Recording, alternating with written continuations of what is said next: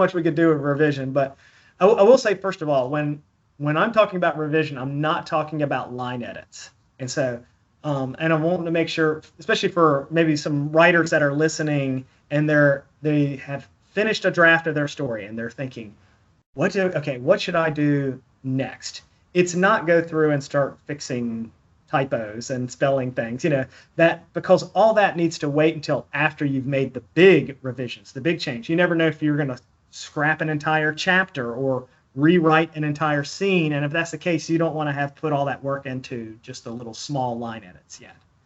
And so for revisions, this is often a place for, if you are not a plotter, if you are more of a pantser, a discovery writer you have written this first draft primarily just making it up as you go along, this might be a nice time to actually look at it with an outline, to pull out, there's so many different models out there, everything from Joseph Campbell's The Hero's Journey to some of the Save the Cat kind of structures, but to kind of pull out one of those charts, one of those frameworks, and then to plug in your story to see, like, how well does it fit within this framework?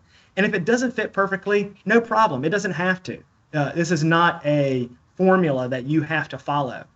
But by organizing it into a structure like that, I think can help the writer to have something visual and overarching, really easy to digest the entire story. That this is how my story kind of flows from the beginning to the middle to the end, to look at some of those main turning points, and then to go to each of the, especially with those turning points, and asking yourself, those hard questions like, is this working? Does this feel like this is as good as it can possibly be? Or do I need to come back and rethink this? Just because you've put in all that time writing that scene in the story, if in your heart of hearts, in your gut, you just get this sense that it could be better, then make it better.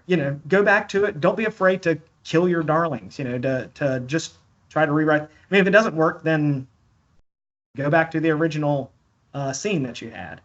But a part of it is kind of looking at it with that real critical eye, each of those main moments.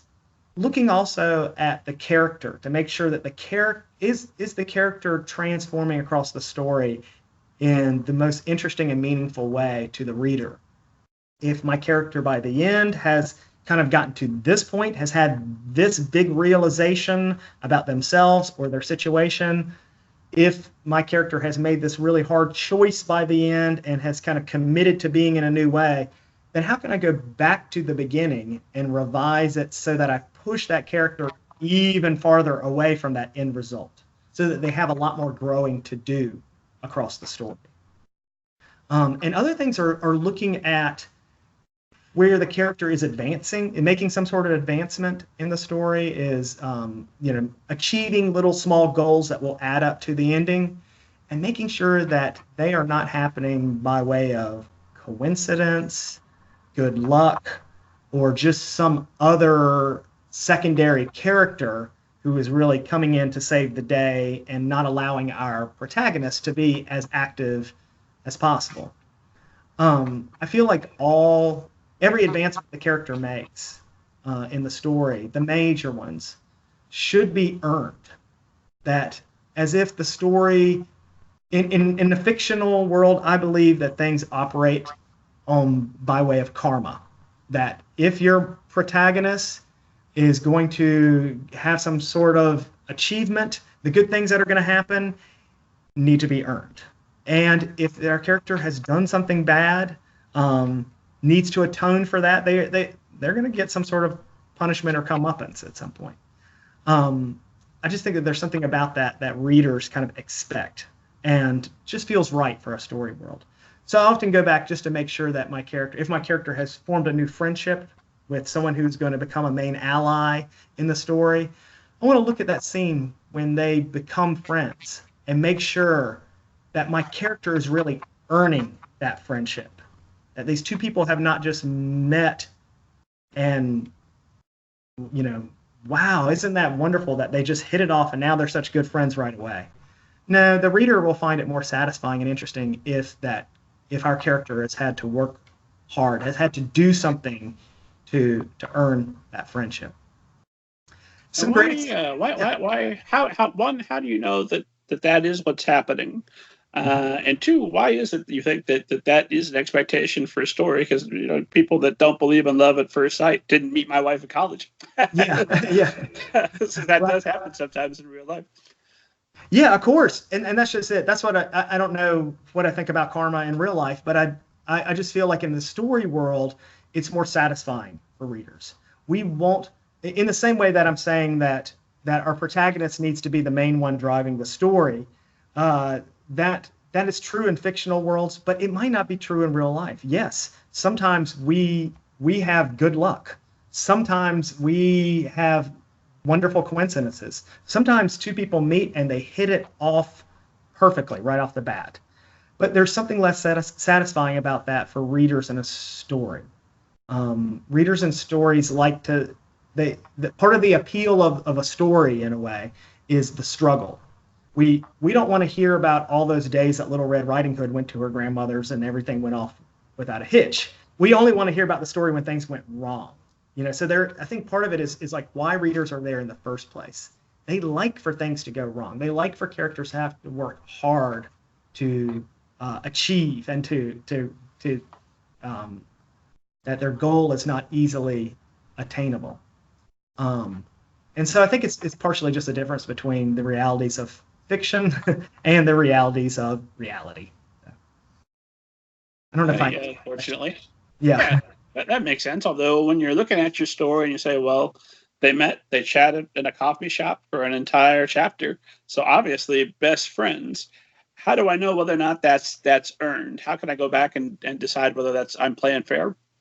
Yeah, well, part of it is building, just like you would want to do with any scene, to make the scene engaging for the reader. There needs to be a bit of anticipation of what's going to happen next. That we often think of a story having a large goal that is going to happen at the climax. But in a way, each scene should be built around like a mini plot arc of problem, process, and solution. That the character has some small goal here that, may or may not work out in the end. And so, say we have these friends who have just met and they're sitting in a coffee shop. If they're just having a conversation and the conversation is going smoothly, there might be some really entertaining banter that goes on there. It might be kind of fun just to hear them talk back and forth. But the scene would probably be more engaging if there is a potential for failure. That we have a sense going into the scene that there is some sort of little goal. Maybe it's that the goal is for them, the two of them, to be friends. Or maybe one of them is meeting the other to see if there'll be a study partner to help them ace biology or something like that. Maybe that's the goal. And so the stakes would be, if I don't make this friendship, I'm going to fail biology then? Right.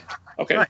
Yeah. So, yeah, it's having stakes in a way. And also meaningful stakes in that there are real consequences for it. That from the reader standpoint, if we want these two characters, if we're hoping that if the conversation goes successfully, they're going to be friends. If the conversation doesn't go successfully and they don't hit it off and they're not going to be friends, who cares?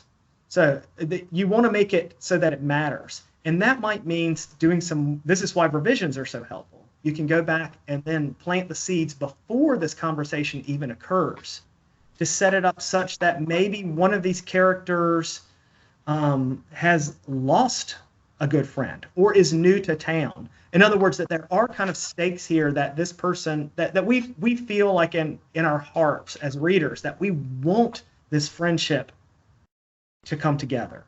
And if it doesn't come together, the consequences might be for us as readers. We're going to feel a lot of disappointment. We were hoping this was going to happen for our protagonists, maybe because they are friendless or have something bad going on in their life. But that work needs to be done ahead of time to set up the scene. And to guide the scene such that it doesn't always flow in this nice, easy progression. So that maybe that there are stumbling blocks. There's little obstacles along. The obstacles in a story make the story interesting, but they also make the scene interesting too. That it has a little positive and negative movement. Maybe the two seem to be hitting it off, and they're laughing about some joke, and you as the reader, you're like, oh, good, they're going to be friends. But then out of that joke, our protagonist says something that he thinks is funny, but actually offends the other person. So now it goes back into negative to where you're like, oh no, he just blew that. He messed that all up entirely. And then we now need to see our protagonist. What is he going to do? How is he going to then now try to make it up to this other person? Is it just going to be that the other person is going to let him have a pass and just say, oh, I know you were just kidding? That might not feel as interesting and to readers as if the character then does something to try to make that up, or to explain that conversation away. And maybe he digs himself into a deeper hole. I mean, that might make the whole scene even more interesting. But it's that little up and down. It's that movement of some success, some potential for failure, that thread a conversation such that the reader is on the edge. Even if it's just a conversation in a coffee shop, we want the reader to be, in a way, on the edge of their seat, wondering, where is this going? I am kind of anticipating that they may or may not wind up being friends at the end. And I'm hoping they are, and I'm worried they might not. But that the conversation is playing on our emotions as it goes along to make sure that we are engaged as readers. Makes sense. And then are you doing that? Well, let me ask you, before I ask you about the larger plot, when you're dealing with characters where we have a pretty good idea where they're going, like it's not going to be a huge surprise that Pinocchio and Geppetto are maybe starting to get along a little bit. Right. How do you play with that and keep us in some suspense? Because you do. Well, a lot of it is those little positive and negative turns of having having Pinocchio really screw things up sometimes so that he makes Geppetto upset. Or having him sometimes do something really lovable and sweet that touches Geppetto's heart. And so it's the variety of those things, of making sure that I don't have too many blunders on my character's part or too many kind of smooth successes, but it's that kind of nice up and down movement across scenes. And so I'll kind of look at the scenes individually and think, okay, we just had this really sweet moment between Pinocchio and Geppetto, and it seems like they're starting to bond. So I need to pull the reader. I need to have a reversal. I need to do something in the next scene with that will feel like it's pulling them apart, and will get the readers worried. We're toying with reader emotions at all time, and so part of the revision process is going through those individual scenes, the arc of a character relationship, and thinking about what is the reader wondering right now, and then kind of guiding them through with questions. We might not actually write these questions out, but we kind of wonder them in our head. In this particular scene with Pinocchio and Geppetto, what is the reader probably going to be wondering? And maybe right now they're going to be wondering, should Geppetto, oh gosh, is Geppetto thinking that he should get rid of Pinocchio? I don't want him to do that, or is Geppetto in trouble, and will Pinocchio be able to save him and prove himself as a good companion, potential son, whatever it is? And so, but Maestro, the talking cricket, doesn't like the way Pinocchio is looking at that hammer. Sure. Yeah. Yeah, sorry. Yeah, keep away from that. Yeah, yeah. And then do you do that? Do you have any kind of a hard and fast formula? And I realize that every book is its own thing, which is what makes this so difficult. Yeah. If you could point to and say, Save the Cat, read that, and every book you ever write will be a success, then we'd all read it. We'd all be J.K. Rowling. But do you have any kind of hard and fast rules of how you want your scene structured throughout the novel, to where you want a positive ending here, a negative ending here, now another negative ending? Or I have 3 negatives in a row and now I need a positive? Yeah, and when I'm actually writing the scenes, I'm not thinking it out that way. I mean, I might be a little bit thinking like, oh, we just had this good thing happen. Let's have a little bit of a reversal. But it's often something that this is where I'll come back in revisions and set up a chart with a bunch of sticky notes that have each scene kind of laid out, not necessarily each chapter, but just each major scene, which could sometimes just be part of a chapter or could encompass a couple chapters, and to look at that flow and to think about, it doesn't have to fit a particular formula. It doesn't have to be a constant up and down movement, but just to make sure there's enough variety and interest, that I don't have a section of the novel that's starting to have too much talking. Like, oh, we just had this one chapter where a lot of characters were explaining things, and now we have this other chapter where another character is explaining. That's where the revisions you might notice, like, oh yeah, I did those back to back. I should probably I need both of those scenes where they're talking, but I'm going to need to break it up with something in the middle so that the reader will stay more engaged. And so there might be kind of a punch list that you could go through on some of those kind of things. Like, is this scene dedicated more to action, more to dialogue, more to, movement of going from point A to point B, solving there could be a number of things that you could kind of look at for the scenes. But by laying them out in a chart like that in the revision process, or laying it out, as I mentioned before, in some sort of structure like Save the Cat, where you can look at the big picture of it, you can hold the entire story in your head a little bit better, can be a helpful way of then doing that hard work, which can be a bit of a slog of going through scene by scene and thinking how it fits with the scene before and the scene after, how it's guiding the reader in the way that they see the way the character's transforming, the way they might just see the overall plot and the main plot points that add up to the conclusion. Are they all kind of laid out in a nice way, a nice logical flow? So notice all that work you did beforehand of writing a synopsis and filling up notebooks with all of your potential solutions and things. Does that save you time on the back end for revision? I think so. Yes. And there's less. I have written books before where I did it just in a little bit more of a discovery process. And I got into some spots where even before I'd finished the entire draft, I realized I was heading in the wrong direction with the story, that I'd gotten off course. And so I needed to back the whole thing up. It's like, okay, I'm going to have to cut these 5 chapters, go back to chapter 3, and then start in a new direction. And that was 5 chapters. Oh, that's a dark day. I don't know. I'm just tossing that out. Yeah. Although I do feel like with that particular novel, I got off track. I just realized I wasn't heading in the right direction, and I just really needed to back it way up. So start again with a new trajectory. So. I like to do a vague outline ahead of time. I always know my ending. I know some of the steps I'm going to take in between, but I like to keep it a little bit loose so I can play with it as I go. But as I'm writing at the end of every chapter, I will fill out my outline diligently so that when I'm revising and when I'm planning for future stories, I can do some of that stuff. Yeah, that's great. So every writer has their own process, and it's fascinating to see, and that's why I love listening to what other people do with their processes. I might not do it exactly that way, but it might give me some interesting thoughts on things to try. I always joke, as soon as I have 3 authors in a row that are very successful on here, that all tell me they do the same thing, the podcast is over. I'm going to start doing that. Yeah. And that's all I do. Hasn't happened yet. Nope. Everyone's got their own approach. So, beyond the scene for scene, what other things are you looking for when you're revising? Well, is making sure also just on the kind of craft level that the scene, that we don't have scenes where there's too much exposition. One of the things that we often do as writers is we can often just kind of front load those first chapters with a lot of backstory, a lot of trying to set up who the character is, what their kind of world is like, just to help ground the reader.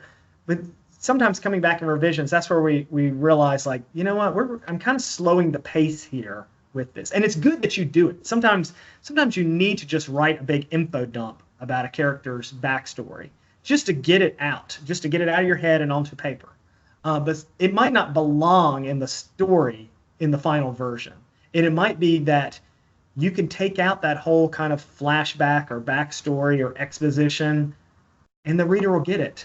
It's inferred from the way the character's behaving or what he said in this chapter that this happened in his past. We don't need it. Or you might decide that there is some real critical information that's needed, and deciding that it might be better positioned somewhere else, that it might be good rather than doing this right in the first chapter when I'm trying to get the reader's interest, I'm trying to get the reader excited for the story, but all this info dump is really slowing the story down. It's not going to excite readers. That you pull it and then place it somewhere else. Maybe it's going to be the start of chapter 2, or it's going to be just kind of weaved into a particular scene into chapter 3. But looking at some of that and seeing if it can be moved around. And otherwise, I mean, revisions, a big part of it is just kind of going through with a critical eye and trying to figure out what are the boring places, and either I need to cut them or punch them up, and what are the confusing places? Am I explaining this in the best way to readers? And that's where it can be very helpful to get other eyes on it, to share it with a critique group, someone else who will read it, and they'll tell you if you're being confusing about explaining some aspect of the character or story or backstory or whatever. I noticed you're thanking Stephen Messer on the back of this book as well. Is he a critique partner that you work with? He is. Yeah. Stephen Messer, a YA author named J.J. Johnson, and another friend of ours, Jennifer Harrod. The four of us met taking a writing workshop before any of us were published, and we've been together with each other on all the stories, subsequent stories, and so it's been great to continue to have that outlet with them. And I don't know if you know this, but Stephen Messer is also published Zeno Alexander. So I don't know if you know it.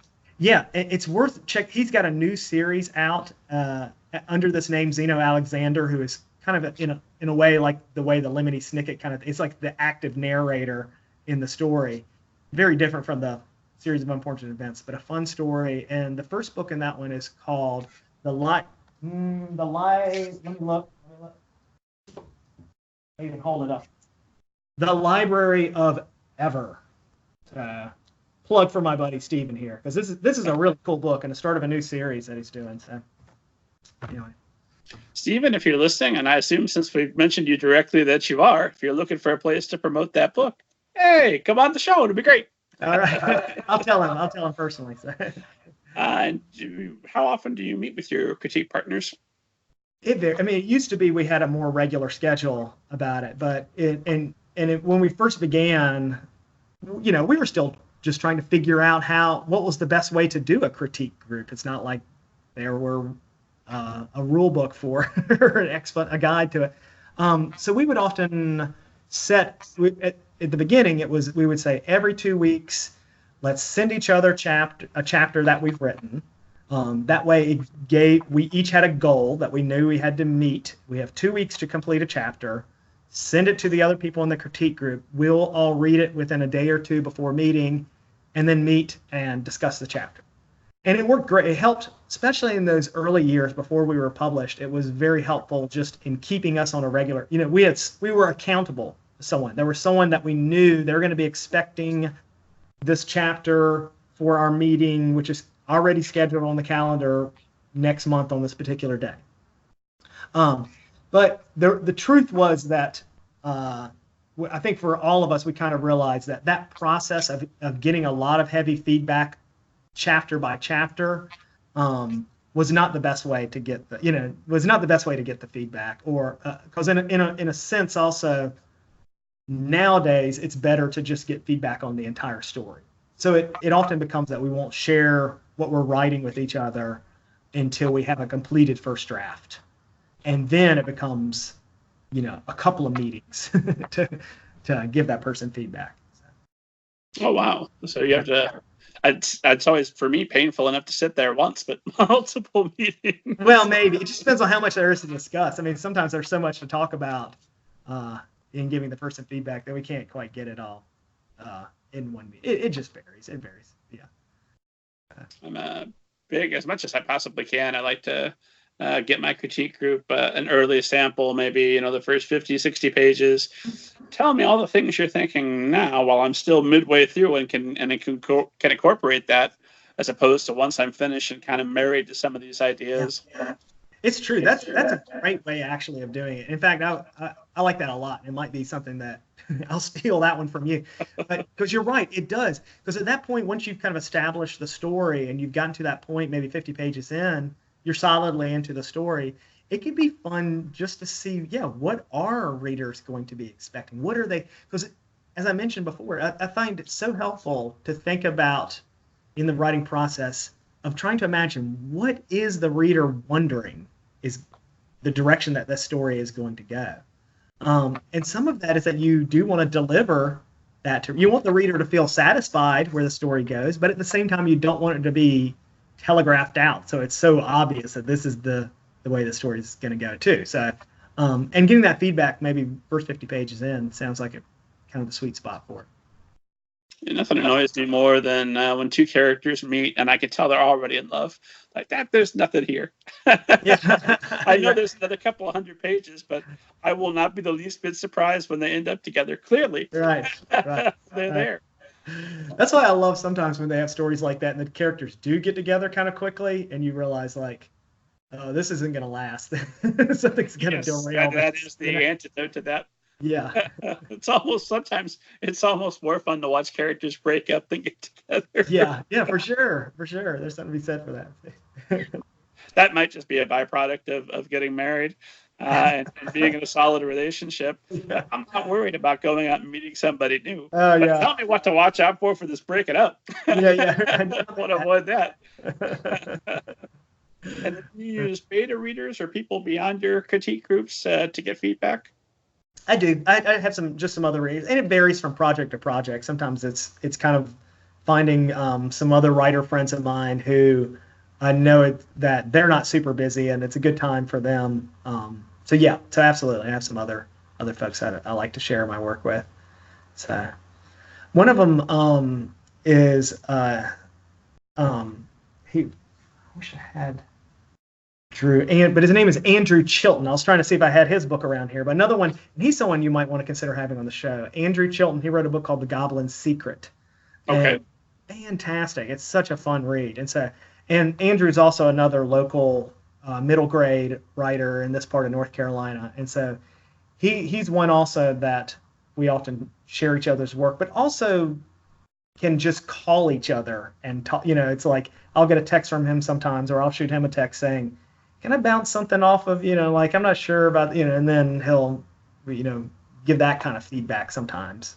Well, just helping to think through ideas. It is good to have some people like that you can sometimes just talking about it out loud.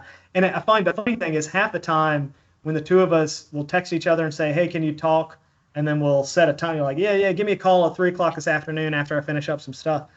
By the time that 3:00 rolls around, I've already sorted the answer out. It's almost like by knowing that I'm going to talk to him and starting to think about what I want to ask him, I've worked the idea out in my head anyway. So then you just call him up and confirm that you were right about what his input would be. Yes, exactly. Yeah.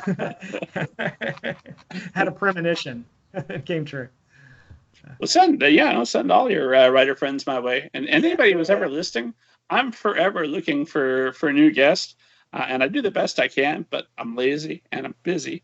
So if you're listening to the show on a regular basis, like, man, I sure would love to be on it someday. My email is publicly available. It's bannekerbones@gmail.com. Send me an email. Let's make this beautiful thing happen. Especially where it sounds like every other person is a novelist. Yeah. Well, we'll send some more your way to add. Because Middle Grade Ninja's podcast has been so much fun to listen to. So I love all you're doing for our community and sharing, introducing us to a lot of these other writers out there. I'm excited. I hope that other people are benefiting from it. But as always, my primary concern is numero uno, and I'm benefiting. I'm glad. Yeah, good. Well, we want things I've learned just this episode. I'm going to go back and I'm going to, all right, this is now the John Claude Bemis method. Let's make sure we're applying the rule of 6. Yeah. Well, it's like these, if mama's happy, everyone's happy. So if you're happy, we're all happy too. So out here.